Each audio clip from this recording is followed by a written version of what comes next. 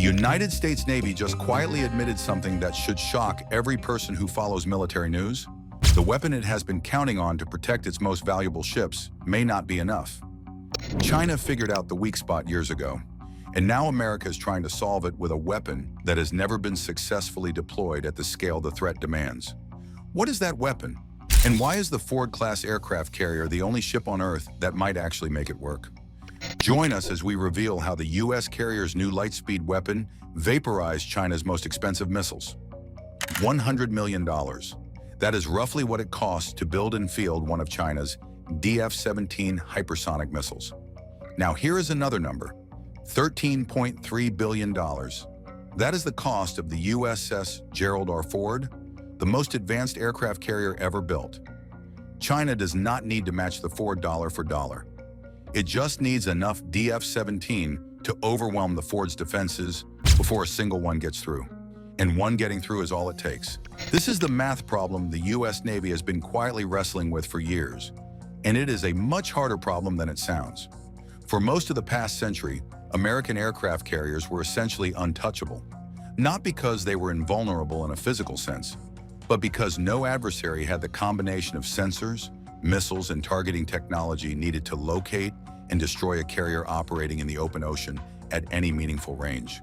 The carriers projected power freely because the cost and difficulty of threatening them were prohibitive. China decided to change that. Beijing looked at American naval strategy and identified the aircraft carrier as the single asset that made everything else possible. Take away the carriers and you take away America's ability to project air power across the Pacific. Take away that air power, and the entire strategic equation in the Western Pacific shifts. So China built weapons with one explicit purpose: killing carriers. Not just any weapons. The specific category of weapon that American air defense systems were least prepared to handle: hypersonic missiles.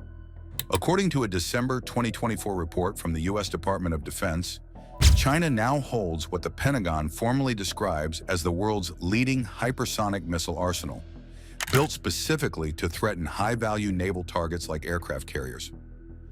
That is the American military's own words in its own official document. The reason hypersonic missiles are so difficult to stop comes down to one word: prediction. Every air defense system ever built works by predicting the future. The radar sees an incoming threat, the computer calculates its trajectory, and your interceptor is fired to arrive at the predicted location before the threat does. The entire science of missile defense is the science of trajectory prediction, and it works extraordinarily well against any threat that flies a predictable path. The DF-17 does not fly a predictable path. The DF-17 is a medium-range hypersonic missile capable of reaching Mach 10 and striking targets from more than 1,500 miles away. And unlike ballistic missiles that follow predictable arcs, it remains maneuverable as it descends, actively shifting direction mid-flight. The radar sees it, the computer makes its prediction, the interceptor launches, and then the DF-17 turns. It does not need to evade your interceptor perfectly, it just needs to move enough that the math no longer works.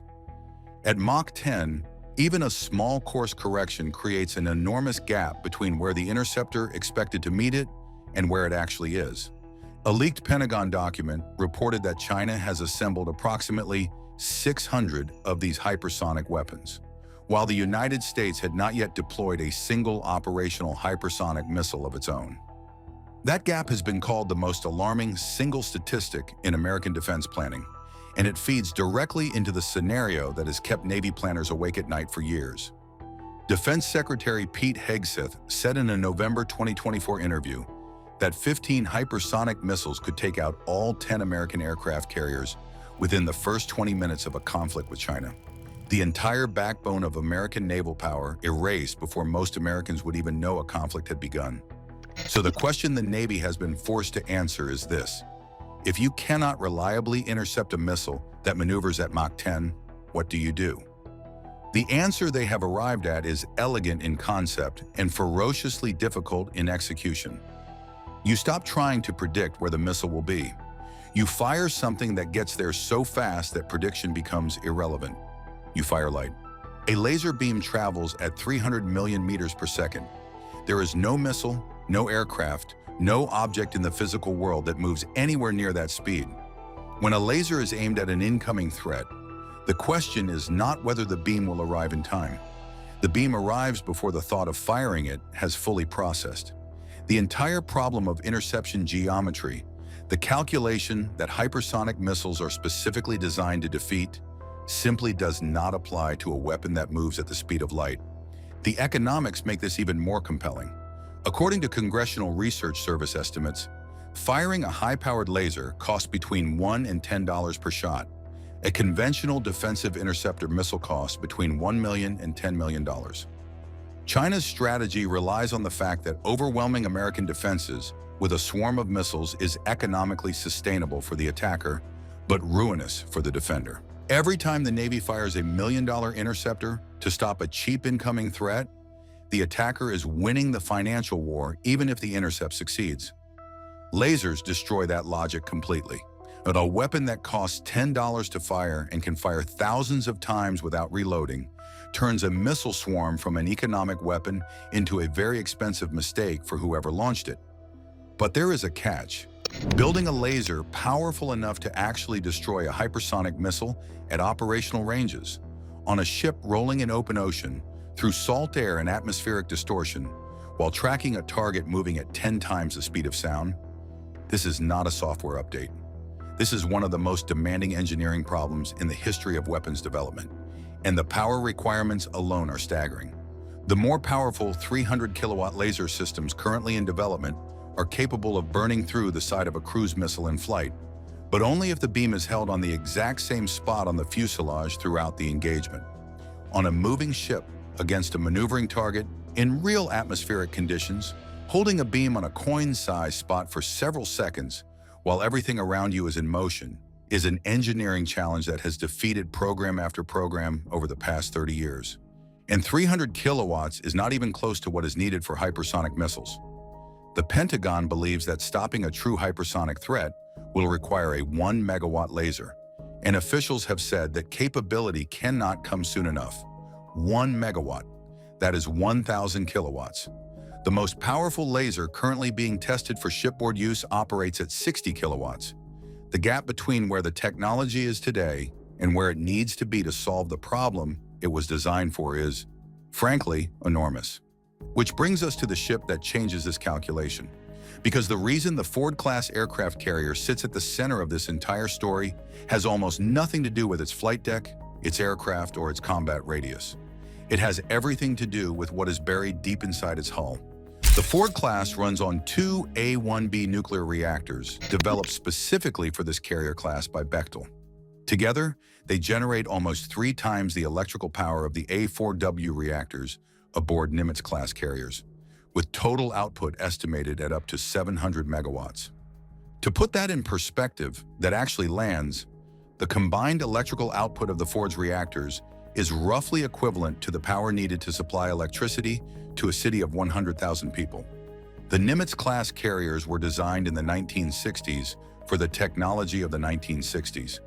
Every decade that followed brought new radar systems, new communications equipment, new electronic warfare capabilities, and every upgrade consumed power that those original reactors were never designed to supply. By the time the last Nimitz received its final round of upgrades, the ships were essentially at their electrical ceiling. There was no room for anything more, no capacity for future systems that nobody had thought of yet. The engineers who designed the Ford class made a different decision. The new A-1B reactors are so powerful that only half the energy produced is needed by current onboard systems, with the rest specifically set aside for the future inclusion of advanced technologies like laser weaponry. When the Ford was designed, its architects knew that they did not know exactly what weapons the ship would need in 20 or 30 years. So they built in the electrical capacity to power systems that had not been invented yet. They future-proofed a $13 billion warship at the nuclear level. Only half of the electrical power generation capability on the Ford class is needed to run currently planned systems. The ship has the power reserves that the Nimitz class lacks to run lasers and future advanced defensive systems. This is the detail that makes the Ford class not just a better carrier, but a fundamentally different platform for the laser weapon era that the Navy is racing to enter. The current laser program installed on an operational U.S. warship is called Helios. Helios is a 60-kilowatt system developed by Lockheed Martin that integrates directly with a ship's Aegis radar and combat management system. Capable of engaging drones, fast boats, and at higher power settings, potentially certain missile threats at ranges of up to 6 miles. In a 2025 test, USS Preble successfully used Helios to shoot down 4 drones in a single engagement, which sounds modest until you remember that every one of those 4 engagements cost the Navy roughly $10 in energy, rather than the hundreds of thousands of dollars a conventional interceptor would have consumed. At scale, against the kind of drone swarm tactics that have proven devastatingly effective in recent conflicts from Ukraine to the Red Sea, that cost difference is strategically decisive. But the journey from 60 kilowatts to 1 megawatt is not a straight line. It is a climb up an increasingly steep engineering slope with obstacles that get harder at every level. Atmospheric distortion worsens as beam power increases. Thermal management aboard ships becomes more complex. Beam quality, the ability to concentrate all that energy onto a small, precise spot, rather than spreading it into a diffuse warm glow, becomes harder to maintain as power scales up. The Navy awarded a nearly $30 million contract in June 2025 for a project called Songbo, developing modular pulsed fiber lasers aimed at reaching 400 kilowatts by combining multiple smaller laser units into a single powerful output. The modular strategy is a direct response to the lessons of previous directed energy programs that tried to make one giant leap and repeatedly fell short. By building from proven smaller units and combining them, Songbo creates a path to high power that does not require solving every problem simultaneously. Meanwhile, the Pentagon's broader high-energy laser scaling initiative has funded industry teams specifically targeting megawatt-class output, with at least one program reported to be on track to demonstrate a system suitable for incorporation into the Golden Dome National Missile Defense Architecture. The scale of that ambition should not be lost. The Navy started this conversation trying to protect ships from drone swarms. It is ending up developing technology that could protect the American homeland from ballistic and hypersonic missile attacks. The same engineering challenge that begins with shooting down a drone over the Persian Gulf leads, if solved completely, to a defensive shield over the continental United States. The United States has deployed its most powerful naval asset to the frozen waters surrounding Greenland. The USS Gerald R. Ford, a $13 billion technological marvel and the world's most advanced aircraft carrier, has arrived in Greenlandic waters amid President Donald Trump's aggressive campaign to acquire the massive Arctic island. This deployment has sent shockwaves through Moscow, where Russian officials are watching with alarm as American military power projects deep into what they consider their strategic backyard. What does this deployment mean for Russia's Arctic dominance? And how is Moscow responding to this unprecedented show of American naval power in the high north? Join us as we explore how the arrival of the U.S. $100 billion aircraft carrier program in Greenland has left Russia shocked and scrambling to respond. President Donald Trump's renewed fixation on acquiring the world's largest island has evolved from what many dismissed as rhetorical bombast into active policy planning. The White House has explicitly stated that acquiring Greenland is a national security priority and that utilizing the U.S. military remains an option on the table. This represents a stunning escalation from Trump's first-term musings about purchasing the territory, which Danish officials politely but firmly rejected. Following the success of Operation Absolute Resolve in Venezuela, where American forces captured President Nicolas Maduro in a lightning military operation, Trump's territorial ambitions have taken on new credibility and urgency. Secretary of State Marco Rubio has been tasked with crafting a proposal to purchase Greenland, with cost estimates ranging from $500 billion to $700 billion. Trump has also made it clear that he prefers to make a deal the easy way, but has repeatedly emphasized that if negotiations fail, he will pursue the hard way. The implications of this statement, combined with the White House's explicit refusal to rule out military force, have European NATO allies deeply concerned that rhetoric is transforming into policy. Denmark and Greenland have unequivocally stated the island is not for sale, with Danish Prime Minister Mette Frederiksen warning that any American military attack on Greenland would effectively end NATO. Despite this opposition, Trump doubled down, declaring that the United States will do something on Greenland, whether they like it or not. Because if America doesn't act, Russia or China will take over Greenland instead. This is where the USS Gerald R. Ford enters the picture. The deployment of America's flagship carrier to Greenlandic waters sends an unmistakable message about Washington's seriousness and its willingness to project military power into the Arctic. The USS Gerald R. Ford is quite simply the most powerful warship ever constructed. At over 100,000 tons fully loaded, this nuclear-powered supercarrier stretches 1,092 feet from bow to stern, longer than 3 football fields placed end-to-end. The flight deck alone covers 4.5 acres, providing operational space equivalent to a small airport. 2 Bechtel A-1B nuclear reactors generate 280 megawatts of power, enough electricity to power a city of 100,000 people. These reactors allow the Ford to operate continuously for over 20 years without refueling, providing unlimited strategic range limited only by the crew's endurance and the ship's food supplies. What truly distinguishes the Ford from its predecessors is revolutionary technology that fundamentally changes how carriers operate. The Electromagnetic Aircraft Launch System, or EMALS, replaces the steam catapults that have launched carrier aircraft for 7 decades. Using powerful electromagnets and linear induction motors, EMALS accelerates aircraft more smoothly and efficiently than steam catapults, reducing stress on airframes while expanding the weight range of aircraft that can be launched. This system can launch everything from lightweight drones to heavy strike fighters with equal efficiency, providing unprecedented flexibility. The Ford can sustain 160 sorties per day for 30 consecutive days, with surge capability reaching 270 sorties per day during high-intensity operations.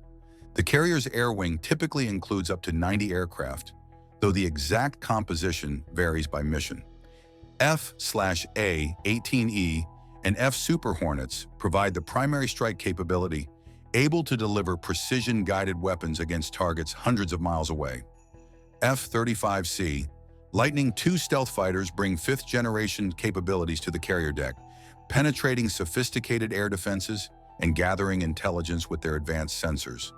EA-18G Growlers jam enemy radars and communications, creating corridors through air defense networks.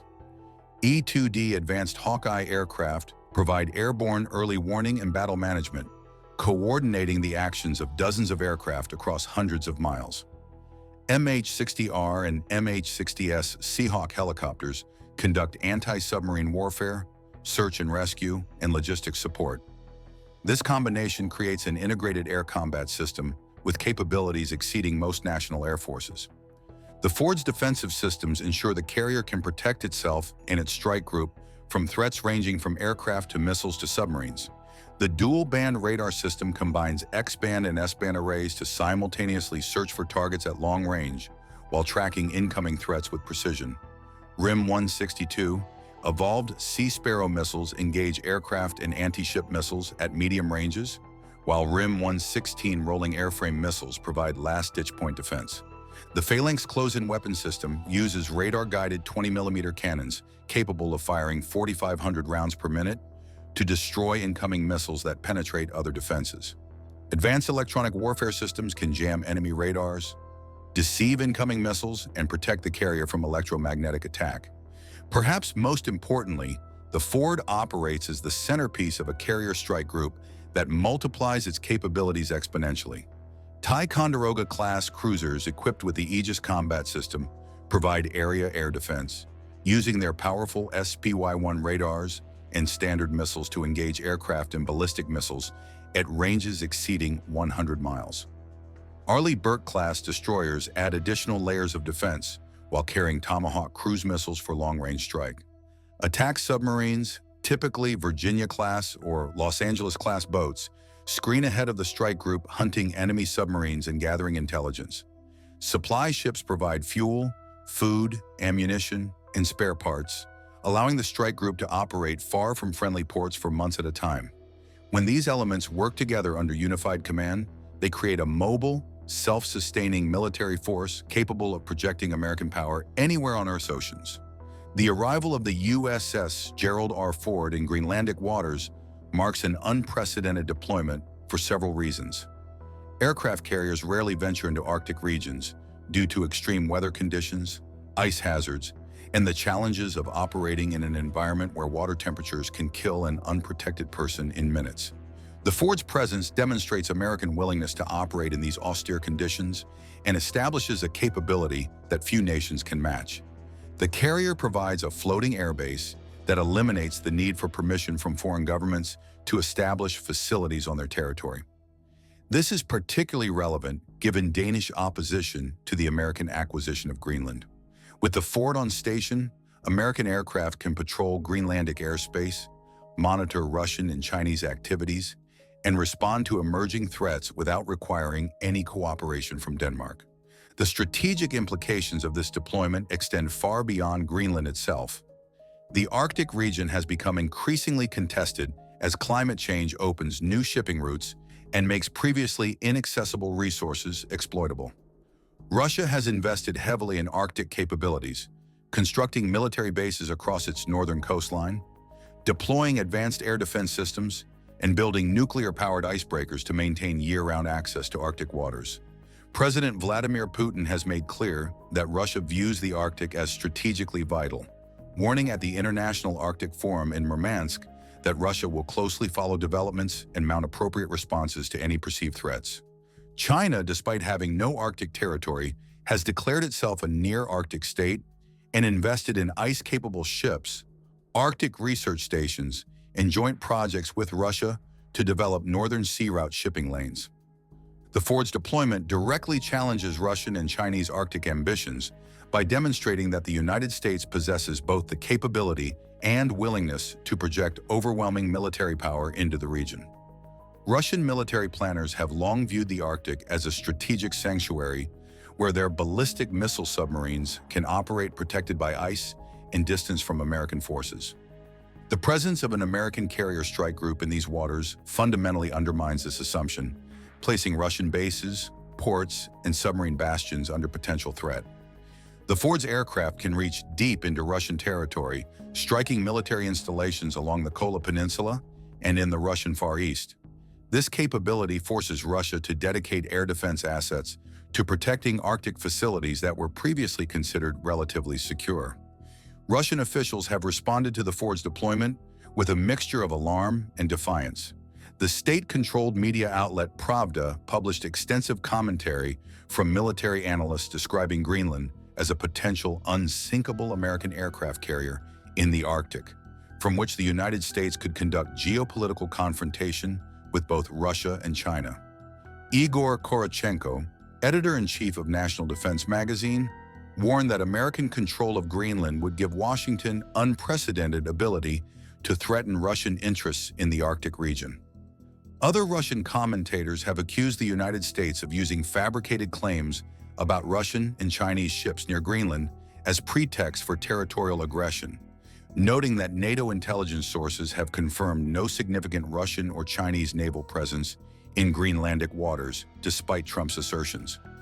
Moscow has already begun taking concrete steps to counter the American move.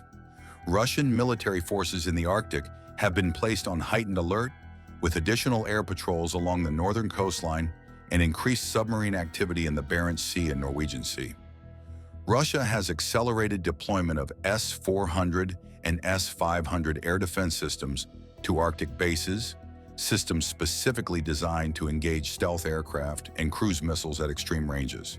The Russian Navy has deployed additional surface combatants to the Northern Fleet, including modern frigates equipped with Kaliber cruise missiles capable of striking targets over 1,000 miles away.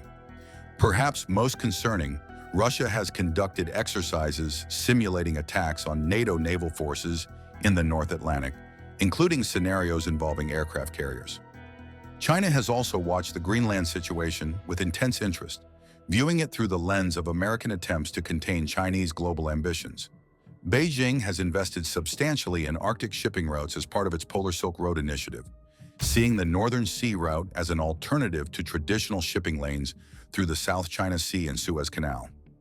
American control of Greenland could potentially threaten these shipping routes or allow Washington to interdict Chinese vessels transiting Arctic waters. Chinese foreign ministry officials have criticized Trump's use of alleged Chinese Arctic activities as justification for the acquisition of Greenland, pointing out that China respects the territorial integrity and sovereignty of all nations, including Denmark's sovereignty over Greenland.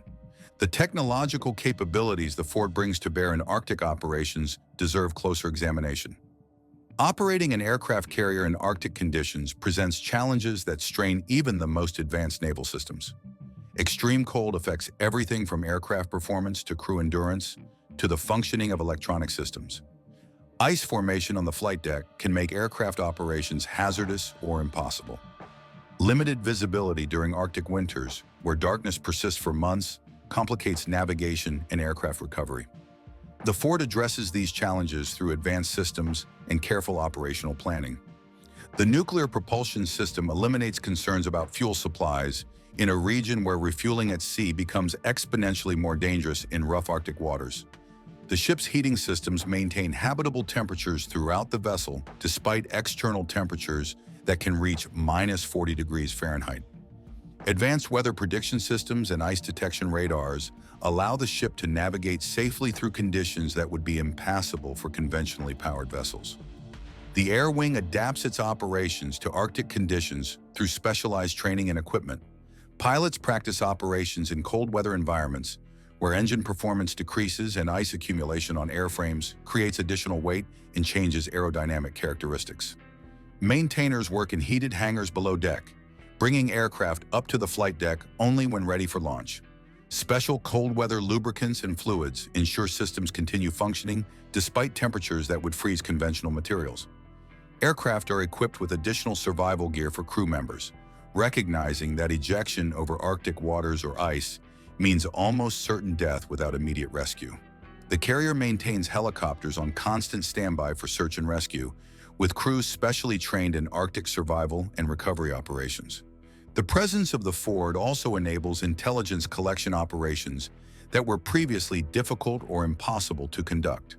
The carrier's aircraft can fly reconnaissance missions over vast expanses of Arctic territory, using advanced sensors to map Russian and Chinese military installations, monitor vessel movements through Arctic shipping lanes, and track submarine activity in areas where ice cover complicates detection.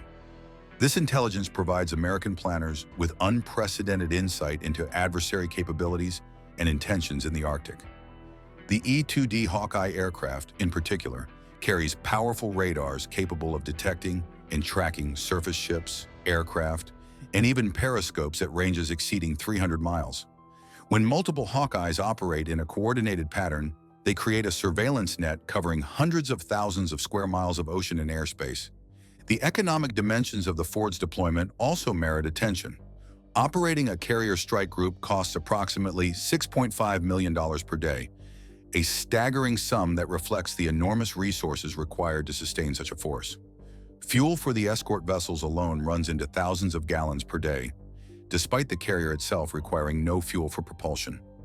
Food for nearly 10,000 personnel across the strike group must be constantly replenished. Spare parts, ammunition, and other consumables flow from supply ships to the combatants in an endless logistical ballet. Aircraft require constant maintenance, with each flight hour generating multiple maintenance man-hours to keep the planes airworthy. This massive expenditure underscores the seriousness with which the United States views the Greenland situation and its broader Arctic strategy. The deployment raises profound questions about the future of NATO and transatlantic relations. Denmark is a founding member of NATO, the military alliance that has anchored European security since 1949. Article 5 of the NATO Treaty states that an attack on one member is an attack on all, obligating all alliance members to defend each other against aggression. The prospect of the United States using military force against Greenland, a territory of NATO member Denmark, creates an unprecedented crisis within the alliance. Would other NATO members be obligated to defend Denmark against the United States? Would such a scenario effectively destroy NATO from within? These questions have no clear answers, as the alliance's founding documents never envisioned a scenario where one member might threaten another. European NATO members have begun quietly consulting among themselves about potential responses to American actions in Greenland. Some analysts speculate that an American seizure of Greenland could lead to the creation of what some call Euro-NATO, a European defense alliance operating without American participation. Such an alliance would likely center on the nuclear capabilities of France and the United Kingdom, with Germany potentially developing its own nuclear deterrent to replace the American nuclear umbrella. However, this scenario remains speculative, as European nations lack the military capabilities to confront the United States directly and remain economically dependent on access to American markets. The more likely European response would involve diplomatic protests, economic sanctions targeting American goods, and a fundamental reassessment of transatlantic security relationships. Also, Russia's shock at the Ford's deployment stems not just from the immediate military implications, but from recognition that American Arctic strategy has fundamentally shifted.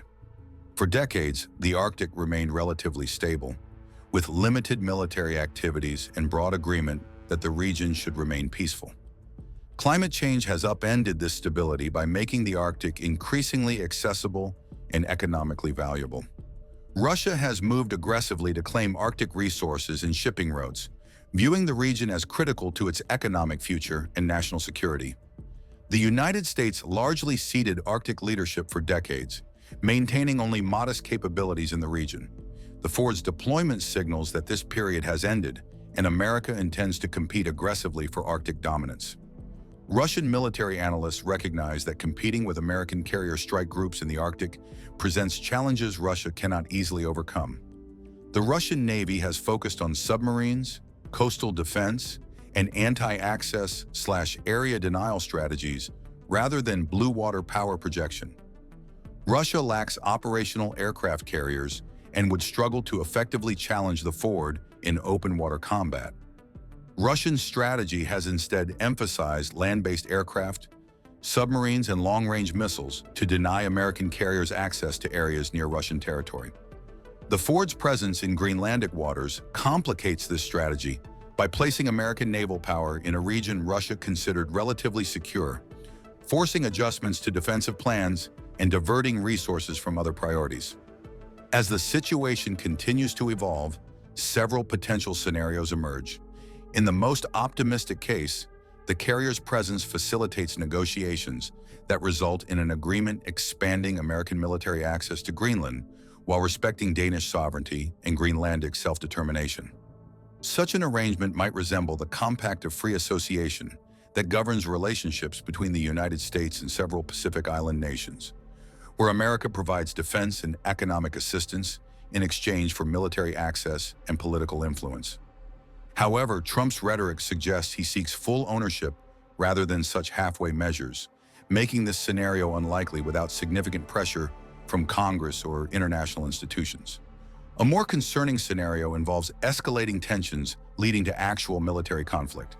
If Trump attempts to seize Greenland by force, Denmark would face an impossible choice between accepting American aggression or attempting military resistance that would certainly fail but might preserve national honor. European NATO members would face similar dilemmas about whether treaty obligations require defending Denmark against the United States. Such a crisis could shatter NATO, undermine European security, and create opportunities for Russia and China to advance their interests while the West tears itself apart. The Ford's presence makes this scenario more likely by demonstrating American capability and resolve, while intimidating potential opposition into accepting American demands. The most likely outcome may involve prolonged ambiguity, where American military presence in Greenland gradually expands without formal annexation. The United States already maintains Patuxent Space Base in Greenland, providing a foothold that could be expanded through infrastructure investments, additional personnel deployments, and growing economic ties. The Ford's deployment establishes American ability to dominate Greenlandic waters, while sustained pressure on Denmark and Greenland might eventually wear down opposition to expanded American presence. Over time, American de facto control might become so extensive that formal sovereignty becomes almost irrelevant, achieving Trump's objectives without requiring the dramatic confrontation that full annexation would provoke. Japan's military history dramatically turned in the early 1900s when they revolutionized naval warfare by creating the first aircraft carrier. But everything changed when they stepped back from military power and chose peace instead. That peace lasted for many years. But now things are different. With China becoming more aggressive, Japan has strengthened its navy again. Thanks to its strong $4.9 trillion economy, they have built new high-tech aircraft carriers equipped with cutting-edge fighter jets. The message to China is clear: Japan will stand up for itself. But how do they match up against China's expanding navy? And what does this mean for the future of the Pacific? Join us as we examine Japan's new aircraft carriers and their hidden message to rival countries. Back in 1922, Japan changed how naval battles would be fought forever. They built the Hosho, the world's first real aircraft carrier. But it was not just for show, it was their testing ground. Japanese engineers used it to figure out everything about carrier operations: how planes should take off, how they should land, and how the whole ship and aircraft system could work together smoothly. The Hosho proved that aircraft carriers were the key to controlling the seas. Japan went all in, building carrier after carrier: the Akagi, Kaga, Soryu, Hiryu, Shokaku, Sukaku, Taiho, and Unryu. Each new ship was bigger and better than the last, showing just how powerful Japan's navy had become. But it wouldn't last. The Unryu, their final carrier, sank in 1944 during World War II, and just a year later, atomic bombs hit Japan, changing everything. After the atomic bombs hit Hiroshima and Nagasaki, World War II, history's deadliest conflict, came to an end. Japan made a huge change. It would be a peaceful nation. No offensive weapons were allowed. That meant no long-range missiles, no nukes, and no aircraft carriers. They could only have weapons to defend themselves. Despite this, Japan found a clever workaround.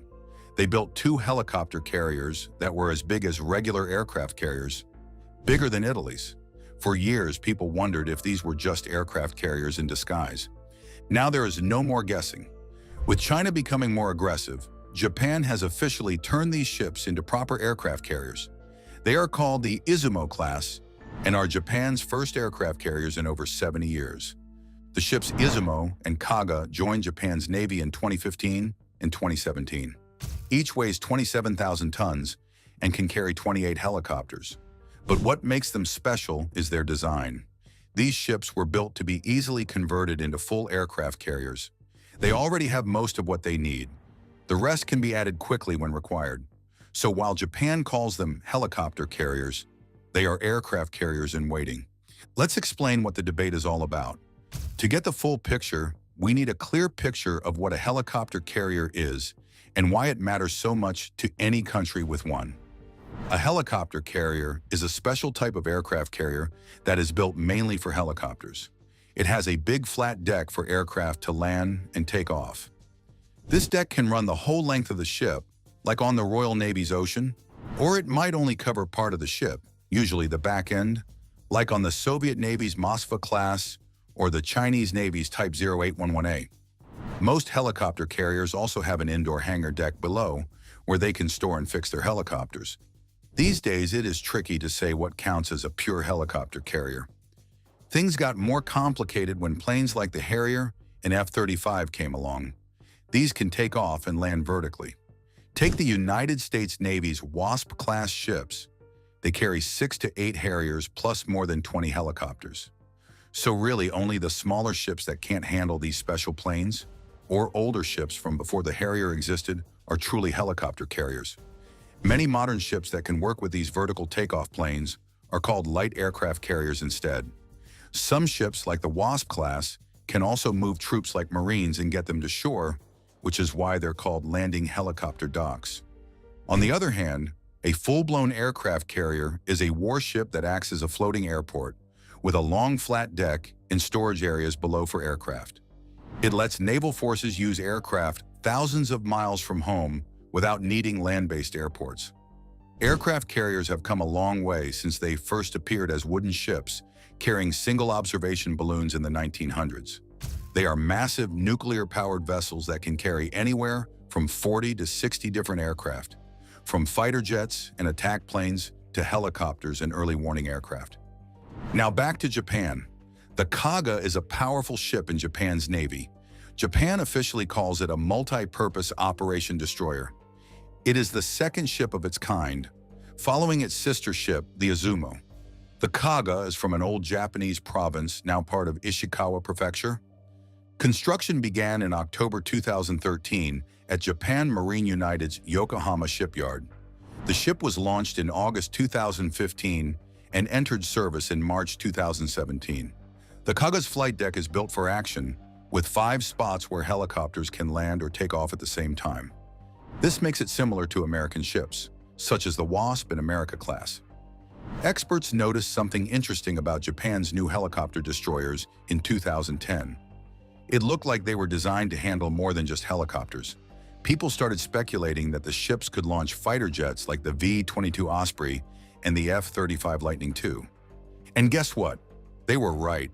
Japan announced plans to upgrade the Kaga and Izumo to carry the F-35B, a special version that can take off and land vertically.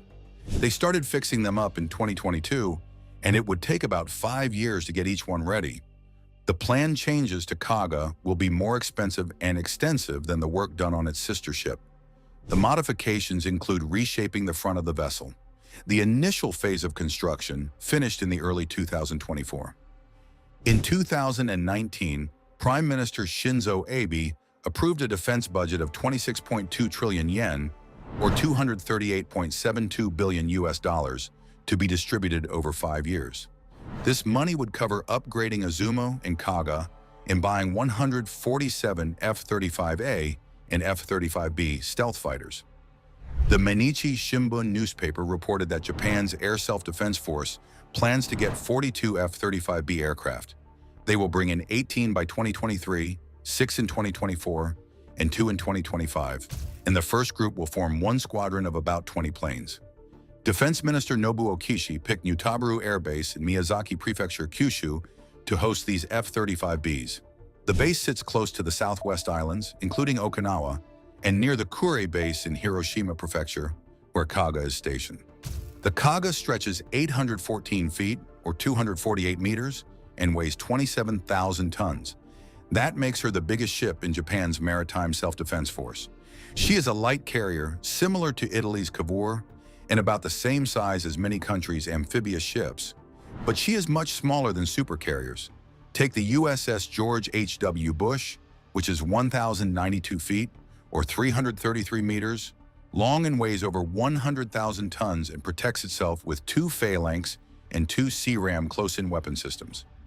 In 2018, Kaga sailed through the South China Sea and Indian Ocean as part of the Indo-Southeast Asia deployment exercise. The trip showed Japan's presence in these key waters, with stops in the Philippines, Singapore, Indonesia, India, and Sri Lanka. Donald Trump visited Japan, and during his visit, he visited Kaga in Yokosuka. While there, he gave a speech saying that many United States allies were not spending enough on their militaries while taking advantage of America's big defense budget. He praised Japan for buying American equipment and wished them well as they entered the Reiwa era. Let us look at Kaga's sister ship, Izumo. Work started on the first Izumo-class ship in 2011 at IHI Marine United's Yokohama yard. The fiscal 2010 budget set aside 113.9 billion yen, about 1.5 billion United States dollars, for this project. These ships were meant to take over from the Shirane-class destroyers, which were set to retire in 2014. The ship can accommodate up to 28 aircraft, though this drops to 14 when carrying larger aircraft. For now, they plan to equip it with 7 anti-submarine warfare helicopters and 2 search and rescue helicopters. The ship can also transport 400 troops and 53.5-ton trucks or similar equipment. The flight deck features 5 spots where helicopters can land and take off simultaneously. In 2010, defense analysts at Forecast International noticed something peculiar about the Izumo-class helicopter destroyers. Certain design features hinted that these ships might be capable of handling more than just helicopters. Despite this speculation, the Ministry of Defense and the Japanese Maritime Self-Defense Force remained tight-lipped, never acknowledging the possibility of deploying fixed-wing aircraft on these vessels. Adding to the mystery, The Izumo class lacks the typical features of launching conventional fighter jets, such as a ski jump ramp or a catapult system. This suggests that if these ships were indeed to operate fixed-wing aircraft, they would be limited to short takeoff, vertical landing aircraft. Japan bought the Lightning II fighter jet's regular takeoff and landing version, and they have also considered getting the F-35B model, which can take off in short distances and land vertically. This version could work on a modified Izumo-class ship. In December 2018, Japan announced plans to update their defense rules and buy 42 F-35B fighters to use on Izumo. The Izumo-class ship serves as a multi-purpose operation destroyer. When empty, it weighs 19,950 metric tons, or 19,630 long tons. When carrying a full load, the ship's weight increases to 26,000 metric tons, which equals 26,000 long tons. The Izumo measures 248 meters long, or 813 feet and 8 inches. Its beam spans 38 meters, which is 124 feet and 8 inches across. The ship stands 23.5 meters tall, equal to 77 feet and 1 inch. It has a draft of 7.5 meters, or 24 feet and 7 inches. It uses a COGAG system with 2 shafts and 4 GE/IHILM 2500 IEC gas turbines for power. The ship can move faster than 30 knots, about 35 miles or 56 kilometers per hour. The ship can hold 970 people, including crew and troops. It uses the OYQ-12 combat direction system and the FCS-3 fire control system for tracking and combat. It's equipped with an OPS-50 ASA radar, OPS-28 surface search radar, and an OQQ-23 boost sonar for underwater detection. The ship has several electronic warfare systems to defend against threats.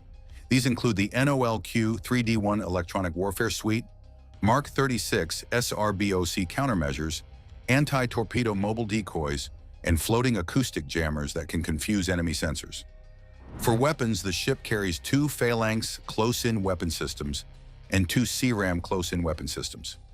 In terms of aircraft, it typically operates with 7 anti-submarine warfare helicopters and 2 search and rescue helicopters. At most, the ship can handle 28 jets in total. After joining the fleet at Yokosuka Port in Japan in March 2015, Izumo quickly got to work. By August of that same year, it teamed up with the Coast Guard ship Izu for a major emergency drill in Tokyo. During this practice run, both ships served as medical centers where they could receive and sort injured people. A big moment for Japan's military was in May 2017, when the massive Izumo headed out on a mission that would make headlines, protecting an American supply ship near Japanese waters. This was not just any routine patrol. The United States vessel, Richard E. Byrd, was part of a bigger operation keeping tabs on North Korean missiles. What made this so special? It was the first time Japan had ever guarded a United States ship since they changed their military laws in 2016. However, this did not sit well with everyone back home. When the Izumo left port in Yokosuka, protesters showed up. They were worried that this kind of mission, especially using such a big warship, went against Japan's long-standing policy of having a military only for defense. This was more than just ships moving around in the ocean. Japan took a bigger step onto the world stage, showing they were ready to work more closely with their American allies. This was significant for a country that had stayed away from this kind of military teamwork for so long. In September 2021, Izumo trained with the British aircraft carrier Queen Elizabeth and other ships in the Pacific. By early October that year, Izumo hit another milestone when the United States Marine Corps F-35B fighters landed on its deck for the first time. Later, on May 31, 2022, Japan's Navy announced that Izumo would join RIMPAC 2022 along with 2 other Japanese ships, the destroyer Takanami and destroyer Kirasami. As of January 2025, about 50 aircraft carriers actively serve in 15 different navies worldwide. The United States operates 11 large nuclear-powered fleet carriers that use catapults to launch their planes. Each carries about 80 fighter jets, and their combined deck space is more than double that of all other nations. China, Britain and India each run 2 aircraft carriers with sloped decks for takeoff. China is also building a 3rd carrier that will use catapults like the American ones. France and Russia have 1 carrier that can handle between 30 and 60 fighter jets. Italy has 2 smaller carriers that work with vertical takeoff planes, while Spain and Turkey each have 1 ship that can carry both aircraft and troops. What makes aircraft carriers so special? Speed and size are the 2 big things that matter most for these massive warships. Think about it like this. An aircraft carrier needs to move fast. We are talking about speeds over 35 miles per hour. That is pretty impressive for something as big as a floating city. This speed does 2 important things. It lets the ship get where it needs to go quickly and helps planes take off better. See, when the vessel moves fast, it creates more wind over the deck, which gives planes an extra boost when taking off. This is a big deal for ships like Japan's Kaga and Izumo. The faster they can go, the easier for those jets to take off from their decks. Speaking of decks, that brings us to size. Aircraft carriers are huge, and they need to be. Look at ships like the American Ronald Reagan or France's Charles de Gaulle. All that space is needed for planes to take off, land, and park. The Japanese ships Kaga and Izumo are particularly interesting because they show how carriers can change over time. They started out carrying just helicopters, but now they are being upgraded to handle fighter jets, which sends a clear message to China and the rest of the world. Why is this such a huge deal for China? First and foremost, Japan protecting United States ships in China's backyard sent a crystal clear signal. China sees itself as the major power in Asia, and they are particularly sensitive about aircraft carriers. So naturally, when Japan started using the Izumo this way, it was like waving a red flag in front of them. Moreover, China had always used Japan's wartime past to criticize any military moves Japan made. As a result, they were especially unhappy seeing Japan's biggest warship working alongside American forces. From China's perspective, Japan was steadily breaking away from its peaceful, defense-only policy. Perhaps even more concerning for China was what this newfound teamwork represented. After all, Japan and America working together this closely made China increasingly nervous. Additionally, it demonstrated that Japan was prepared to take on a stronger military role in the region, which could directly challenge China's growing influence. Simply put, China was already dealing with American ships in the region. On top of that, they had to worry about Japanese ships protecting American ships too. Understandably, this created twice the concern for their military planners. In the end, this situation pushed China to dramatically speed up its naval buildup, especially its aircraft carrier program. They looked at what was happening and concluded they needed to match this show of force. That's precisely why China has 3 carriers, even more currently in the planning stages. Here is where things stand now. The Pacific has become a high-stakes chess game. But this is not just about warships. It is about a changing Asia, where old rivals are picking sides and building alliances. Japan, once committed to staying out of military matters, now stands shoulder to shoulder with America. And China, watching all of this unfold, pushes harder to become the region's top power. What started with Japan's clever workaround of calling aircraft carriers helicopter carriers has turned into something much bigger. It has shaped how countries built their navies, chose their allies, and showed their strength in the Pacific. As these nations eye each other across the waves, one thing's clear. The balance of power in Asia is not just shifting, it has already changed. On December 11, 2025, the nuclear-powered supercarrier U.S. Abraham Lincoln entered Guam's Apra Harbor. Within days, the carrier launched live-fire operations in the South China Sea, flying F-18 Super Hornets and F-35C stealth fighters under constant Chinese surveillance. The deployment coincided with Beijing's largest ever drills around Taiwan, creating the most dangerous standoff since 1996. How did the United States achieve such overwhelming naval superiority in China's backyard? What capabilities does the Abraham Lincoln bring that have Chinese planners genuinely worried? Join us as we explore how the USS Abraham Lincoln's deployment to China's coast has created a strategic crisis, prompting Beijing to panic about the future of naval warfare in the Indo-Pacific. For decades, the United States Navy has maintained an aircraft carrier presence in the region as the cornerstone of American power projection, deterrence, and reassurance to allies. These carriers serve multiple functions simultaneously. They deter Chinese aggression against Taiwan and other regional partners. They reassure Japan, South Korea, the Philippines, and Australia that American security commitments remain credible. They maintain freedom of navigation in international waters that China claims as its own, and they provide rapid response capability for crises ranging from humanitarian disasters to potential military conflicts. No other platform combines the flexibility, sustainability, and sheer combat power of nuclear-powered aircraft carriers. The Abraham Lincoln represents the cutting edge of this carrier force.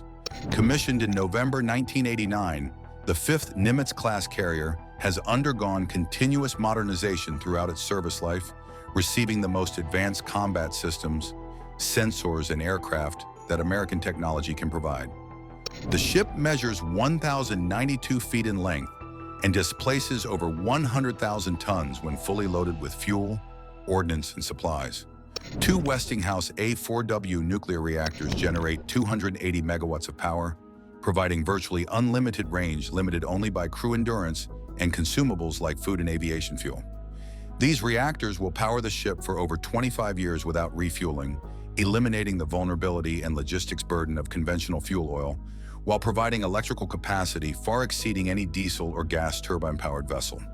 The carrier's air wing, Carrier Air Wing 9, brings devastating combat capability. The wing currently operates a mix of approximately 60 aircraft, including F/A-18E and F Super Hornets, providing strike and air superiority capabilities.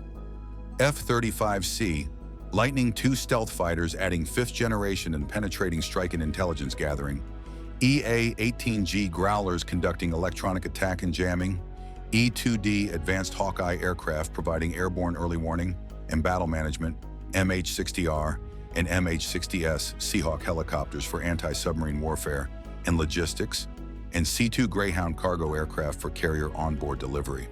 This combination creates an integrated air combat system with capabilities exceeding most national air forces.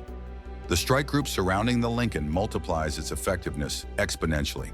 The Arleigh Burke-class guided missile destroyers USS Frank E. Peterson Jr., USS Michael Murphy, and USS Spruance provide layered air defense using the Aegis Combat System, anti-submarine warfare capability, and Tomahawk cruise missiles for long-range strike.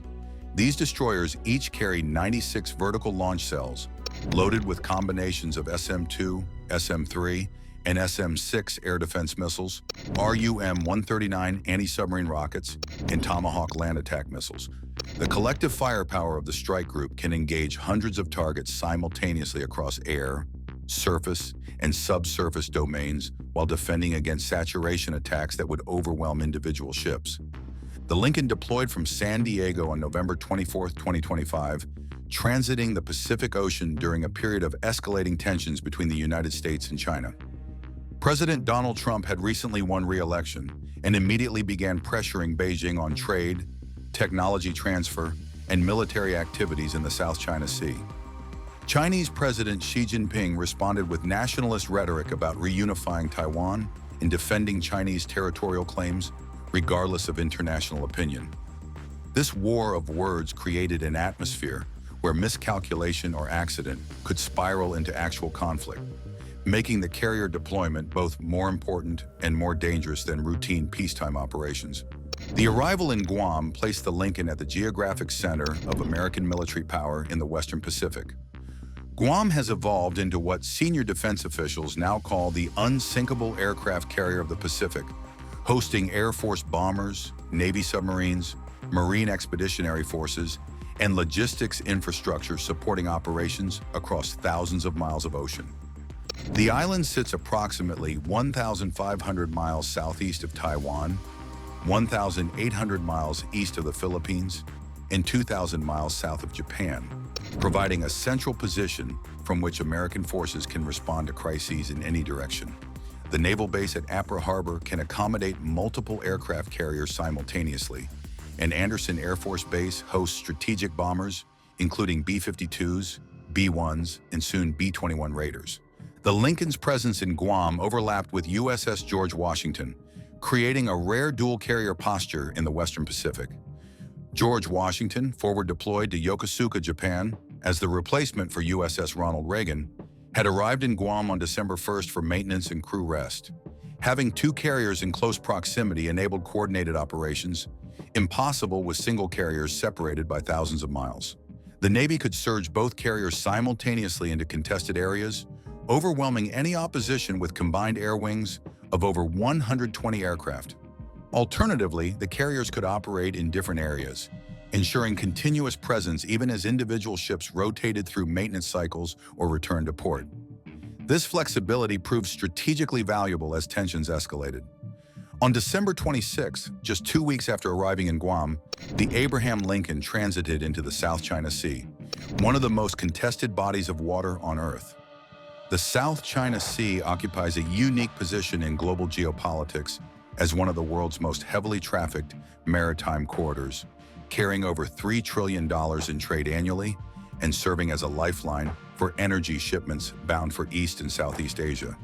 China claims sovereignty over virtually the entire sea basin through its 9-dash line, a boundary with no basis in international law, but enforced through military presence and coercion. The Philippines, Vietnam, Malaysia, Brunei, and Taiwan all contest these claims, asserting their own rights under the United Nations Convention on the Law of the Sea. American freedom of navigation operations directly challenged Chinese claims by sailing warships through waters Beijing considers its territorial sea, but which the United States and most of the international community recognize as international waters. The Lincoln's presence wasn't a brief transit, but sustained operations including flight operations, live-fire training, and coordinated exercises with allies. On January 8, 2026, the carrier conducted live-fire training with its Phalanx close-in weapon system, the radar-guided 20mm cannon that serves as a last-ditch defense against incoming missiles and aircraft. These drills, photographed and publicized by the Navy, sent an unmistakable message. American forces were training for combat in Chinese-claimed waters and were prepared to fight if necessary. The timing proved particularly sensitive because China had launched its own massive military exercises just days earlier. On December 29th and 30th, the People's Liberation Army conducted Joint Sword 2025D, also called Justice Mission 2025, encircling Taiwan with warships, aircraft, and missile units in what Beijing described as a punitive and deterrent action against Taiwan and countries that support its independence. Chinese bombers flew through the Taiwan Strait, warships surrounded the island, and missile batteries took up firing positions along the coast. The exercises simulated a blockade intended to demonstrate China's ability to isolate Taiwan economically and militarily, preventing resupply or reinforcement from the United States or other nations. The Lincoln's operations in the South China Sea during this crisis constituted a direct response, demonstrating that American forces could and would operate freely regardless of Chinese exercises or threats. If China attempted to blockade Taiwan, American carriers could break the blockade by providing air superiority, striking Chinese naval and air assets, and escorting supply convoys through contested waters. The presence of F-35C stealth fighters gave the Lincoln capabilities that Chinese forces would struggle to counter, as the fifth-generation jets could penetrate Chinese air defenses, gather intelligence on military dispositions, and strike critical targets while remaining difficult to detect and track. Chinese responses to the American carrier presence revealed deep anxiety about the strategic situation. State-controlled media published articles warning about American provocations and urging the People's Liberation Army to prepare for conflict. Military commentators discussed China's carrier killer missiles, specifically the DF-21D and DF-26 anti-ship ballistic missiles, as the weapons that would keep American carriers at bay during any conflict. These missiles, with ranges exceeding 1,000 miles, theoretically can strike moving ships at sea by using satellite tracking and over-the-horizon radar to locate targets and guide warheads during the terminal phase of flight. Chinese propaganda presents these weapons as silver bullets that render American carriers obsolete and vulnerable. However, the reality is far more complex than Chinese rhetoric suggests. Anti-ship ballistic missiles face enormous technical challenges in actually hitting moving targets at sea. The missiles must detect carriers amid vast expanses of ocean, distinguish real targets from decoys, maintain accurate track during the 10 to 15 minutes of flight time while targets maneuver at 30+ knots, survive electronic warfare and countermeasures attempting to jam or spoof their sensors, and penetrate defensive missile systems designed specifically to intercept ballistic threats. The United States has invested billions in ship-based ballistic missile defense using SM-3 and SM-6 interceptors, proven capable of shooting down ballistic missiles in testing. The carriers also operate with strict emissions control, making detection by satellite or radar difficult, and use deceptive tactics including feints, false position reports, and coordinated movements designed to confuse tracking. More fundamentally, attempting to attack an American aircraft carrier would constitute an act of war carrying incalculable risks for China. Even if missiles successfully struck a carrier, the American response would be devastating. The United States maintains overwhelming conventional and nuclear superiority with the ability to destroy China's entire military infrastructure, cripple its economy through blockade, and threaten the survival of the Chinese Communist Party itself. No rational Chinese leadership would risk national destruction to sink a carrier unless American forces were actively invading the mainland or preparing a nuclear attack. The carrier killer missiles serve more as psychological deterrents and bargaining chips than as weapons China would realistically employ. The deployment also highlighted the growing capability gap between American and Chinese carrier forces. While China has made impressive progress building its carrier fleet, with 3 ships now commissioned and potentially 6 more planned by 2035, these vessels lag far behind American capabilities in critical areas. The Liaoning and Shandong both use ski jump launches that limit aircraft payload and fuel loads, reducing their combat effectiveness. The new Fujian features electromagnetic catapults similar to American carriers, enabling launch of heavier aircraft, but the ship only recently entered service and remains largely untested. More importantly, satellite imagery from January 2026 showed all 3 Chinese carriers pierside undergoing maintenance or training, unable to respond to the American surge. This availability gap shows fundamental differences in naval culture and operational tempo. The United States Navy has operated carriers continuously for 80 years, developing institutional knowledge about how to maintain high readiness rates, sustain deployed operations for months, and rotate crews and ships to prevent burnout. American carriers typically spend 18 to 24 months deployed or preparing for deployment for every 12 months of maintenance, generating enormous numbers of at-sea days and operational hours. Chinese carriers, by contrast, spend far more time in port conducting training and maintenance, with relatively brief deployments close to home waters. Building the infrastructure, supply chains, crew training systems, and operational experience necessary to match American carrier operations will take China decades, if it can be achieved at all. The combat experience gap proves even more decisive.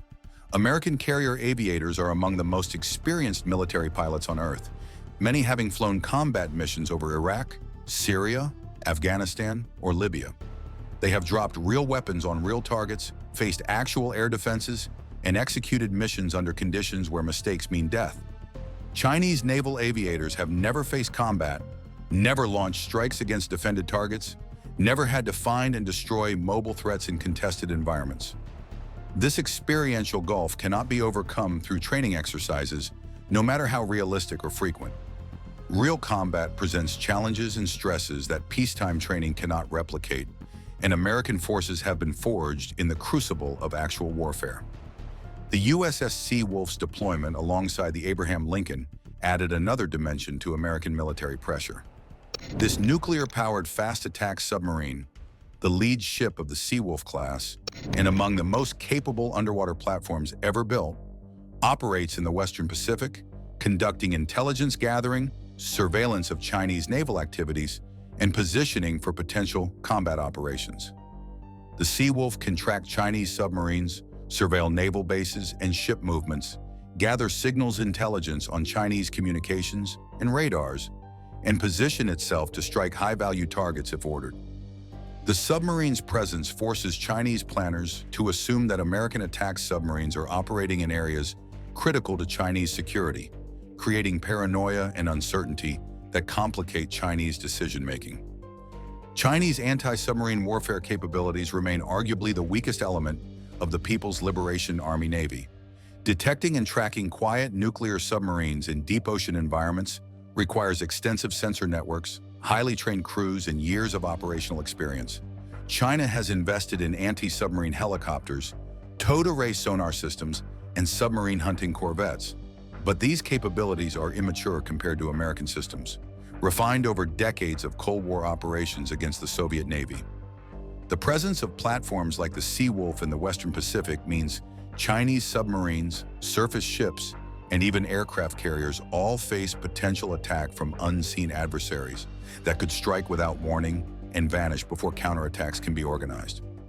In addition to the Abraham Lincoln and George Washington carriers, the amphibious assault ship USS Tripoli operated in the South China Sea carrying F-35B, Lightning IIs, and Marine Expeditionary Forces.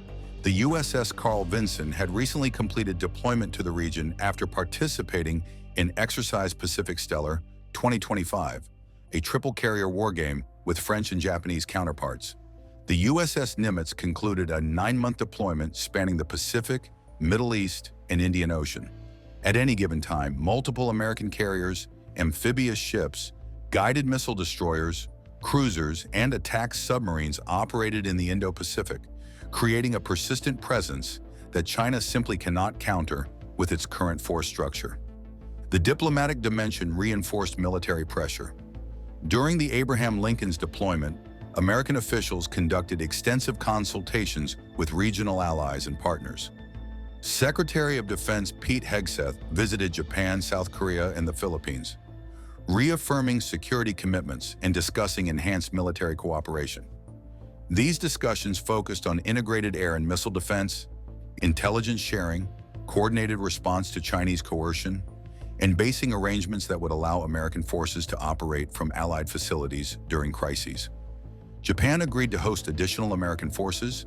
The Philippines granted access to additional military bases under the Enhanced Defense Cooperation Agreement, and South Korea committed to coordinated responses to regional contingencies. The economic pressure complemented military and diplomatic efforts. The Trump administration threatened tariffs on Chinese goods, restrictions on technology transfer, and sanctions targeting Chinese companies supporting military modernization. European allies, while less confrontational than the United States, also expressed concerns about Chinese trade practices, human rights violations, and military activities. China faced the prospect of economic isolation from developed markets precisely when its economy was struggling with demographic decline, a property market crisis, and mounting debt. Beijing cannot afford extended confrontation that would accelerate capital flight and economic stagnation. Yet nationalist rhetoric about Taiwan reunification and defending territorial claims makes backing down politically costly. This combination of military, diplomatic, and economic pressure created a strategic dilemma for Chinese leadership. Escalating confrontation risked military conflict China would likely lose, economic sanctions it could not afford, and potential collapse of the Chinese Communist Party's legitimacy if its confrontational policies produced disaster. However, backing down after extensive nationalist propaganda about defending Chinese sovereignty would undermine the party's credibility and potentially trigger domestic political instability. Xi Jinping and other leaders found themselves trapped by their own rhetoric, unable to advance or retreat without serious consequences. The operational lessons from the deployment will inform American naval strategy for years to come. The Navy demonstrated that carrier strike groups can operate sustainably in contested waters despite Chinese capabilities designed to deny access. The integration of F-35C stealth fighters proved decisive, providing capabilities that Chinese forces could not effectively counter. The dual carrier posture showed that the United States can surge forces rapidly when required, overwhelming potential adversaries with concentrated power. The coordination with allies and partners validated concepts of distributed operations and mutual support that form the foundation of American strategy in the Indo-Pacific. Looking toward the future, the deployment foreshadows how potential conflict in the region might unfold. American carriers would provide the strike capability necessary to degrade Chinese air defenses, destroy missile launchers, and establish air superiority. Attack submarines would hunt Chinese submarines and surface ships, creating a blockade that would strangle Chinese trade. Allied forces from Japan, Australia, and potentially others would provide bases, logistics support, and additional combat power. Chinese forces would attempt to use missiles, submarines, and aircraft to destroy American carriers and bases, but would face the combined might of the world's most powerful military alliance. The Abraham Lincoln's return to routine operations after the crisis demonstrates another crucial American advantage: sustainability. Unlike Chinese carriers that conduct brief deployments close to home before returning to port for extended maintenance, American carriers regularly operate for months at a time across vast distances. The Lincoln remained on station in the South China Sea through January 2026, conducting continuous flight operations, maintaining combat readiness, and demonstrating staying power that Chinese forces cannot match. This operational tempo forces Chinese planners to assume American carriers will be present during any crisis, rather than hoping to catch periods when carriers are absent or in maintenance. Fueled by a staggering $13 billion, the United States successfully launched a next-generation aircraft carrier designed to dominate the seas like never before. How fast can it launch jets? What hidden tech makes it formidable? Join us as we explore the reasons why this United States $13 billion aircraft carrier has shocked the world. The USS Nimitz was formidable in its own sense. It was a powerful and proven aircraft carrier with decades of service, but the U.S. Navy wanted something different. They didn't just want to build another regular aircraft carrier. They wanted to create something that would rule the seas, and they went all out for that. After years of hard work and pouring in $13 billion, the newest American aircraft carrier, the USS Gerald R. Ford, was officially commissioned on July 22, 2017. But the real moment of truth came years later when it finally set sail for its first operational deployment on October 4, 2022. The moment was a big deal. Thousands of sailors, engineers, and military officials followed its first journey closely, and for a good reason. With its advanced systems and futuristic design, the USS Gerald R. Ford is more than a warship. It's a floating showcase of what modern military power looks like. People were also eager to see the result of a $13 billion investment. Designing a brand new type of aircraft carrier means people expect something truly powerful and advanced. That's exactly what the USS Ford delivers. It is a floating masterpiece packed with the latest technology and brilliant engineering. Everything about this ship screams next level, from how it was built to how it performs at sea. What made the USS Ford stand out right away is how it was designed. It wasn't just a ship drawn on paper with old blueprints. It's actually the first ship ever created entirely using three-dimensional modeling. This means every part of the ship, from its massive deck to the tiniest bolt, was carefully crafted in a digital space before anything was physically built. This smart use of technology helped reduce mistakes, saved time, and made the ship more efficient to put together. But the USS Ford isn't just impressive because of how it was designed. It's what's inside that really turns heads. Deep within the ship is its own nuclear power plant that produces so much energy that enables the ship to reach speeds of about 30 knots. That's around 35 miles per hour or 56 kilometers per hour, which is extremely fast for a huge ship like this. Thanks to this nuclear power, the USS Ford doesn't have to stop for fuel like most other ships. Instead, it can sail for a long time, anywhere from 20 to 25 years, without ever needing to refuel. That's 2.5 decades of nonstop operation, which means the Navy can rely on it to stay at sea, carry out missions, and remain ready for action without constant pit stops. The power does not just help the ship move, it also powers the ship's advanced systems, weapons, and technology. The USS Ford is built to be fully self-sufficient, which means it can operate on its own for long periods, keeping the crew safe, secure, and ready for anything. Everything from launching aircraft to defending against attacks is handled with precision and speed. To make things even better, this ship was designed with the future in mind. Because it uses the latest digital designs and has so much onboard power, it's much easier to upgrade. As new technologies and weapons are developed, the USS Ford can be updated without having to go back to the drawing board. This makes it a ship that's built not just for today's battles, but for tomorrow's challenges as well. The USS Ford is powered by two powerful A-1B reactor plants. The name A-1B actually stands for something specific. A stands for aircraft carrier, 1 means it's the first generation design of its kind, and B stands for Bechtel, the company that created it. Bechtel is well known in the United States for building and designing nuclear power plants, and they were chosen to design these advanced reactors just for this new class of supercarrier. These A-1B reactors are a big step forward compared to what came before. Older aircraft carriers like those in the Nimitz class use A-4W reactors.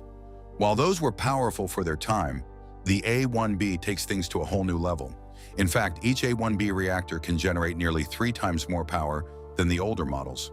That means the USS Ford has a huge boost in energy available to power everything on board, from launching aircraft to advanced radar systems and future weapons. The exact amount of power these new reactors produce is still a secret, as it's considered classified information. However, experts believe the increase in energy output is around 700 megawatts. That's an enormous amount of power, enough to run a small city.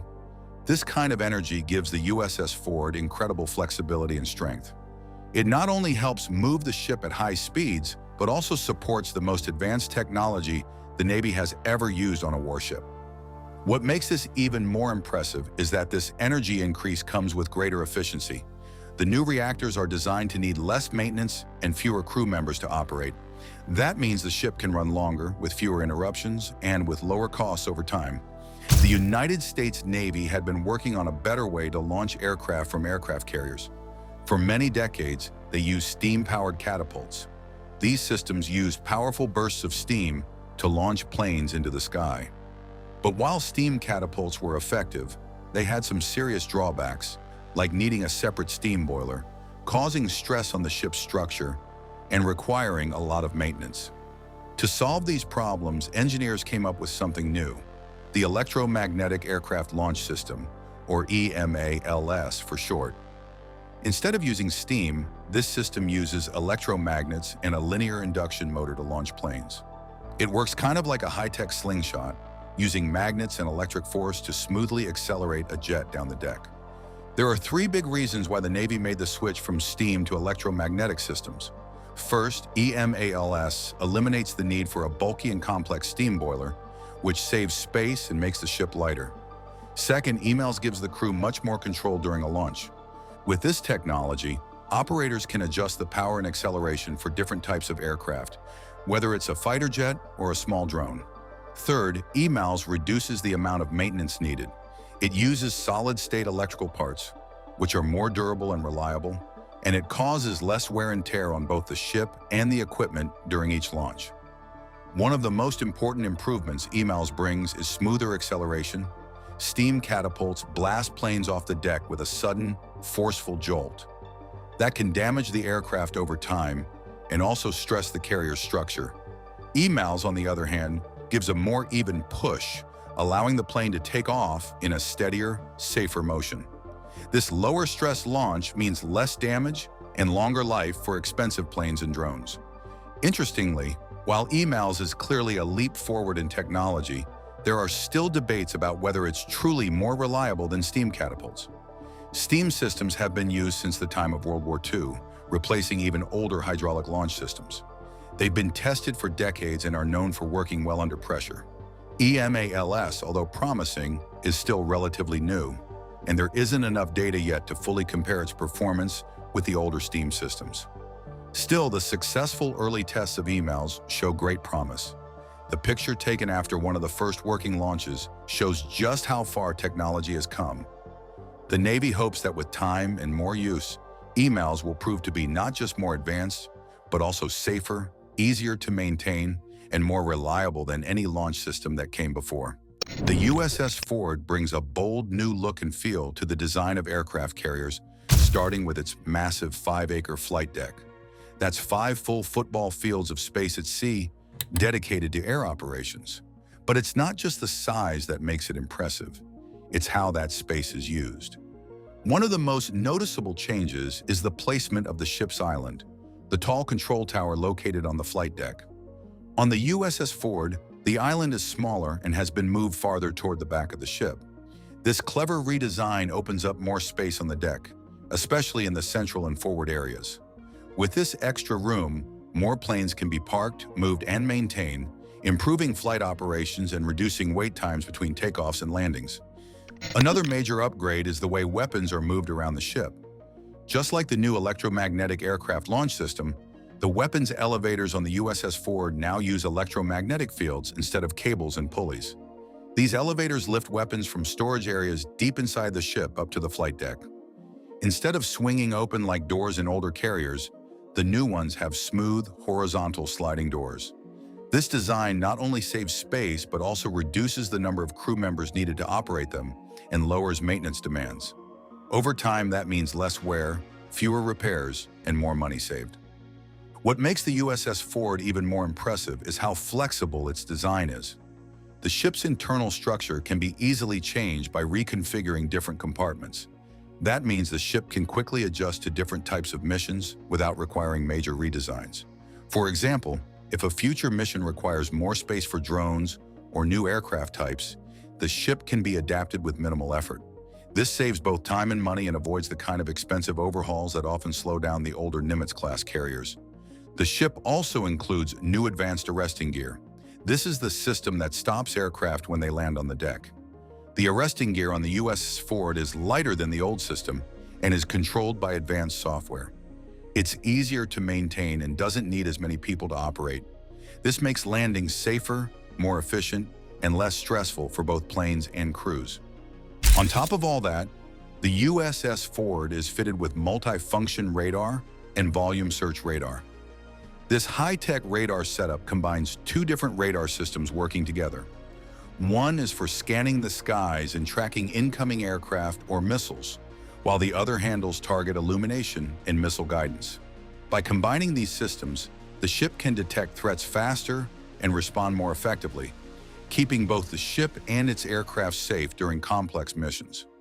All these upgrades work together to make the USS Ford a smarter, faster, and more efficient ship.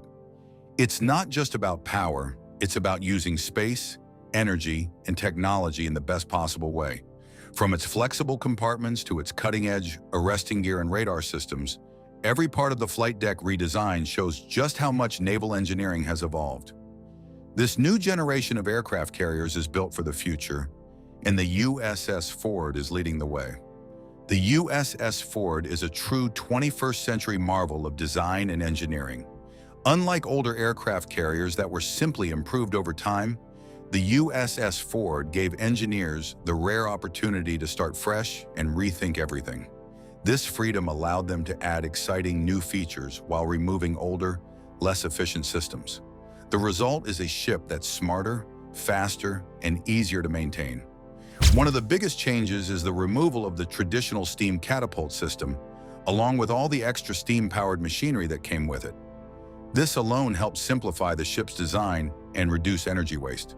But that's just the beginning. Engineers also optimized many components throughout the carrier. They were able to eliminate around half of the valves used in older designs, remove 70 sea chests, hollow spaces in the hull that manage water intake, and cut out one aircraft elevator and one entire hangar bay without affecting performance. Another big improvement is the dry docking interval. The USS Ford only needs to go into dry dock once every 12 years, which means more time at sea and fewer interruptions for maintenance. Even everyday comfort and cleanliness have been improved. The ship's air conditioning system now blasts an incredible total of 9,900 tons of cooling power through the ship. This helps reduce dust, moisture, and dirt in every area, improving both the equipment's lifespan and the crew's comfort. Steam heating has also been replaced. Instead of bulky steam pipes running across the ship like in older carriers, the USS Ford uses electric water heaters. This change not only saves space, but also makes repairs and maintenance much simpler. Lighting also got an upgrade. All the ship's battle lanterns now use LED bulbs, which last longer and make each battery last much more efficiently. In addition, the ship uses 44,000 T8 fluorescent bulbs, which last twice as long as the older bulbs used on Nimitz-class carriers. Cargo transport inside the ship was redesigned too. Instead of using old conveyor systems, The USS Ford now has cargo elevators. These elevators allow sailors to move heavy pallets of materials directly to where they are needed, cutting out the extra steps of unloading and shifting items around. This makes supply run smoother and saves valuable time during busy operations. Building the USS Ford was no small task. The materials used are staggering. It took more than 4 million pounds of weld metal, 4 million feet of fiber optic cable, and 200,000 gallons of gray paint to bring this supercarrier to life. Inside, the ship is built to support its crew in every way. Every single day, it produces 400,000 gallons of fresh water and serves up 15,000 meals. From its systems and structure to the food on the tables.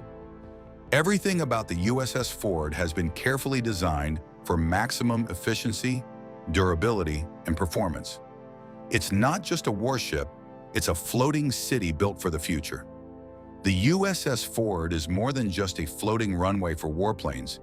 It's a powerful fortress at sea, packed with cutting-edge weapons designed to defend against modern threats. Along with carrying over 75 aircraft, the USS Ford is loaded with some of the most advanced defensive and offensive systems ever built into a warship. Engineers and designers carefully selected and integrated 3 major weapon systems: the Evolved Sea Sparrow missile, the Rolling Airframe missile, and the Mark 15 Phalanx close-in weapon system. Each plays a vital role in keeping the ship safe during combat. There is also the Evolved Sea Sparrow missile. These missiles are built to take down enemy threats with speed and precision. The ESSM is specially designed to target fast-moving objects like enemy aircraft and incoming missiles. What makes it even more impressive is that 4 of these missiles can fit into one cell of the Mark 41 vertical launch system, a launcher built into the deck of the ship. These missiles can lock onto and destroy complex targets, such as supersonic, maneuvering anti-ship missiles, before they get close to the carrier. It's a powerful first layer of defense, helping to keep both the ship and its crew safe from long-range attacks. But what happens when threats slip past that first line of defense and come in fast? That's where the next missile system steps in. The RAM, or Rolling Airframe missile, is a smaller, surface-to-air missile. But don't let its size fool you. It gets its name from the way it spins around its own axis, just like a bullet fired from a rifled gun barrel. This spiral movement helps it stay stable and on target while flying at extremely high speeds. The RAM travels at nearly twice the speed of sound, Mach 2, and has a range of about 5.5 miles. It carries a warhead that weighs 25 pounds, designed to explode near the target and cause serious damage. Each missile costs about $1 million to build, and it's worth every cent when it comes to protecting the ship from high-speed threats.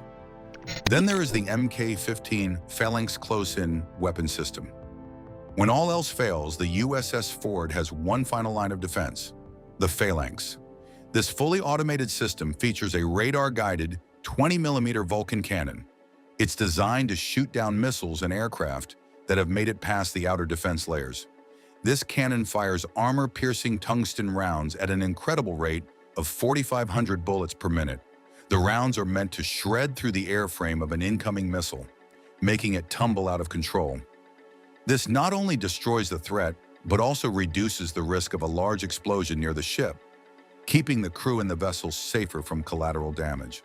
For all these reasons, the USS Gerald R. Ford undeniably stands out as the most advanced and largest aircraft carrier in the world.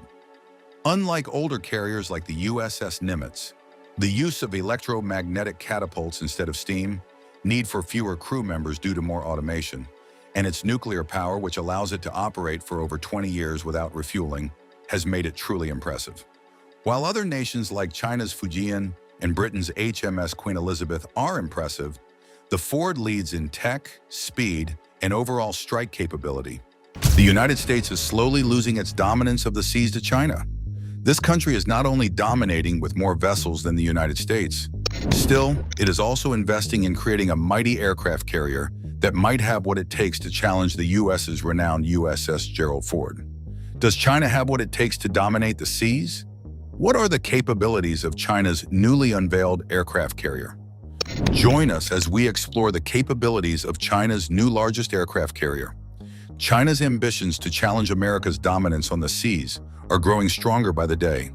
With an astonishing fleet of 340 warships, China now has the most immense naval power in the world, surpassing the United States, which boasts a costly aircraft carrier fleet. China's rapid expansion of its carrier fleet has become a serious concern for the U.S. Until June 17, 2022. China and the United Kingdom were tied in terms of the number of aircraft carriers, but that changed with the launch of the Type 003 Fujian. This ship is the largest conventionally powered aircraft carrier ever built, and is the third in China's growing fleet. Before the Fujian, China's first two carriers included the Type 001 Liaoning, a 61,000-ton vessel bought from Ukraine, and the Type 002 Shandong, the first domestically built carrier. However, it was designed based on the Liaoning. Now, the Type 003 Fujian is here to change naval warfare. It looks far more like American carriers, with a completely different design from China's earlier ships. The Fujian aircraft carrier is a massive ship, measuring about 316 meters long and 76 meters wide. It has a full load weight between 80,000 and 85,000 tons, making it a huge and powerful vessel. To compare its size, it's similar to the United States Navy's Kitty Hawk-class aircraft carriers. The flight deck is equipped with 3 electromagnetic catapults, a modern technology for launching aircraft. These catapults are considered the most advanced in the world and are only used on the Fujian and the USS Gerald R. Ford. The deck also has an angled landing area with arresting gear, making it suitable for various aircraft types. The air wing aboard the Fujian is expected to carry at least 40 fixed-wing aircraft and 12 helicopters. Some aircraft likely to be on board include the Shenyang J-15 and FC-31 fighter jets, and the Xi'an KJ-600 early warning aircraft, similar to the U.S. Navy's E-2C Hawkeye. In terms of power, the Fujian is driven by conventional steam turbines and diesel generators, using an integrated power system for better efficiency. The Fujian's development has been a long and complex process. Initially, the ship was thought to be part of the Type 002 class, as it followed the Shandong, which was officially confirmed as Type 002 in 2019. As the Fujian began taking shape, it was reclassified to Type 003, marking a major step in China's aircraft carrier development. Work on the Fujian started in the mid-2010, with initial construction beginning in March 2015. The ship's development faced several delays, mainly due to tests involving the EM and steam catapults. But construction resumed by November 2017, after the Chinese military developed the necessary power system for the catapults. The ship's launch took place on June 17, 2022. It was named after Fujian Province, located directly across from Taiwan, adding a layer of political significance to its name. Power and mooring tests started in April 2023, with catapult testing following in November 2023, using mock aircraft for simulations. By May 2024, the Fujian began its sea trials. These trials, which continue into December 2024, are designed to help the crew familiarize themselves with the ship's advanced technology. However, the carrier has not yet started the crucial tests involving aircraft takeoffs and landings. Recently, videos have surfaced showing the Fujian undergoing critical tests, including checking its propulsion machinery while docked and testing its cutting-edge electromagnetic catapults designed to launch fighter jets. The carrier is now in the final stages of preparation, with sea trials expected soon. Once completed, the Fujian will join China's Navy, marking a new era in naval warfare and a powerful challenge to the U.S. fleet. Given the global conflicts unfolding today, the timing of a new warship's entry into service could be unsettling. With the ongoing war in Ukraine and the Israel-Gaza conflict, the seas are becoming increasingly active. Often seen as a key player, China is expected to take sides against whichever the U.S. supports. For instance, U.S. aircraft carriers have already become involved in the Israel-Hamas conflict. 2 massive carriers, along with a fleet of supporting ships, were quickly deployed to the Middle East following Hamas's surprise attack on Israel. Their mission? To deter other parties from escalating the conflict, especially with the looming threat of outside interference. The USS Gerald Ford, the world's largest aircraft carrier, was one of the ships sent, yet after its presence served its purpose, intimidating would-be aggressors, it was recalled to its home port. But this isn't the end. The arrival of China's Type 003 Fujian aircraft carrier poses a significant challenge. The question of which aircraft carrier will dominate the seas, China's Type 003, Fujian or America's USS Gerald Ford, has sparked intense debate. It's a battle between two massive machines representing the pinnacle of military power for their nations. This competition could determine technological superiority and which country will have more naval influence in the coming decades. On one side, we have the Chinese Type 003 Fujian. This modern marvel embodies China's rising military ambitions, and, on the other, the USS Gerald Ford, a symbol of America's unmatched naval dominance. The stakes are high, and the comparison between these two carriers comes down to several crucial factors that will ultimately shape their effectiveness on the global stage. When it comes to propulsion, the Fujian uses a conventional propulsion system, which means it consumes large amounts of fuel to power the ship's systems and keep everything running. While details on the exact engines powering the Fujian are still closely guarded, given that it's a new flagship and not much information has been released, likely its fuel consumption and efficiency don't compare to the USS Gerald Ford's nuclear propulsion system. The USS Gerald Ford is equipped with two A-1B nuclear reactors, the most advanced propulsion technology ever created for an aircraft carrier. These reactors allow the Ford to operate without refueling for up to 25 years. A clear advantage over the Fujian. This long operational lifespan means the Ford can maintain constant readiness without relying on regular fuel replenishments, giving it unparalleled endurance.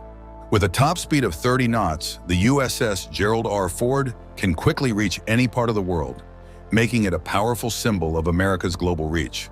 Its nuclear-powered engines ensure that it can remain operational for extended periods without being slowed down by the logistical challenges of traditional fuel sources. The USS Gerald Ford's ability to visit allies and disrupt potential adversaries across the globe, unhindered by fuel limitations, gives it a distinct edge. The competition doesn't stop at propulsion. Artificial intelligence and automation also play a significant role in determining an aircraft carrier's overall capability. The USS Gerald Ford is equipped with one of the most advanced AI and automation systems in naval history. Building on the legacy of its predecessors in the Nimitz class, the Ford integrates cutting-edge technology that streamlines operations, enhances decision-making, and reduces the need for human intervention. This level of automation makes the USS Gerald Ford incredibly efficient and operationally flexible. On the other hand, China has kept much of the information regarding Fujian's AI and automation systems under wraps.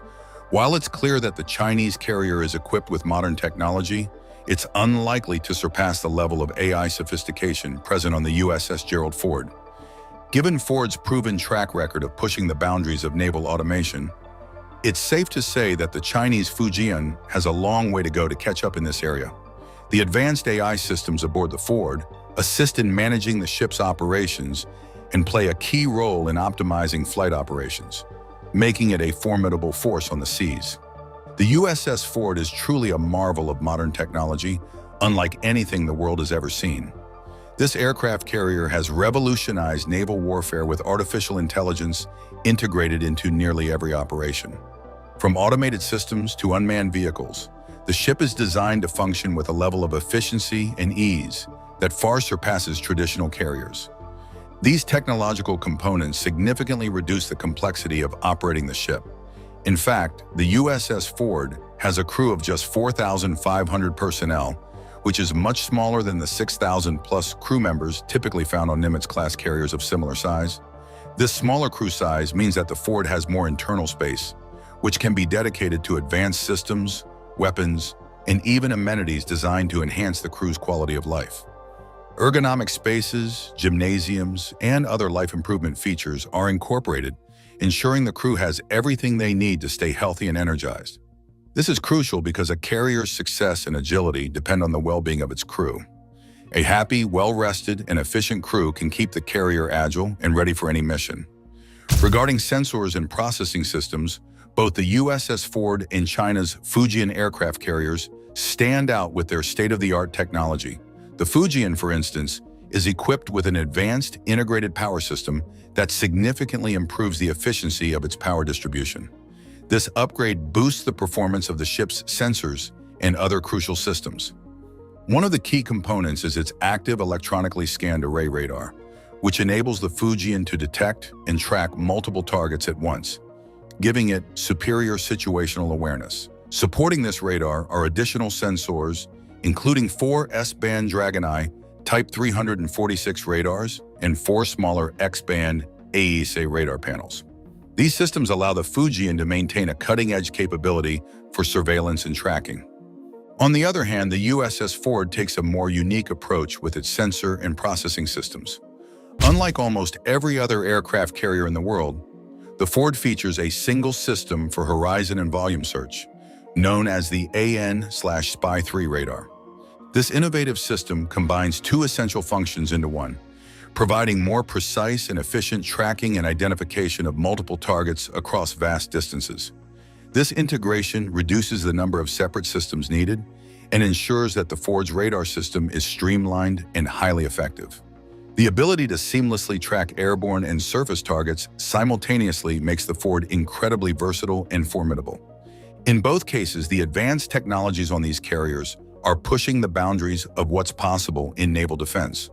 The integration of AI, automated systems, and next-generation radar technologies ensures that these ships are ready to meet the challenges of modern warfare, all while providing improved operational efficiency and a better quality of life for the crew.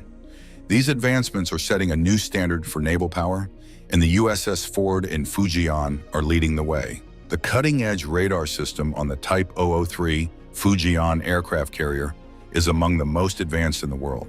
This multifunctional radar, which uses an active electronically scanned array, is equipped with the most sensitive sensors, making it capable of managing numerous tasks at once.